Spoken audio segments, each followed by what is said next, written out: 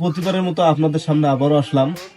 সেটা হলো, কয়েকদিন আগে ভারতের এক ব্যক্তি সুন্দরভাবে বলতেছে যে দেওয়া বন্ধ করুন, completely export import permit issue করা বন্ধ করুন, বাকিটা আমরা বর্ডারে করব সোমবার থেকে। ভারত বিরোধী কথা বলা বন্ধ করুন, আর চিকিৎসা নেওয়ার জন্য করাচি আর লাহোরে যান, এখানে আসবেন না। বাংলাদেশের সাথে এক্সপোর্ট ইম্পোর্ট বন্ধ করুন, তারপরে বাংলাদেশ থেকে চিকিৎসা নিতে আসলে চিকিৎসা দিবেন না, আর বাকিটা আমরা দেখে নেব বর্ডারে। আরে ভাই, বর্ডারে কি দেখে নেবেন? বর্ডারে দেখে নেবেনটা কি? আপনার চিকিৎসা কি মাগনা দেন? আমরা মাগনা চিকিৎসা নেই। আমাদের টাকা যদি থাকে তাহলে আপনাদের ভারতে যাওয়া লাগবে না ভাই। আমরা চলে যাবো অন্য দেশে, সিঙ্গাপুর আছে, মালয়েশিয়া আছে, এসব দেশে চলে যাব।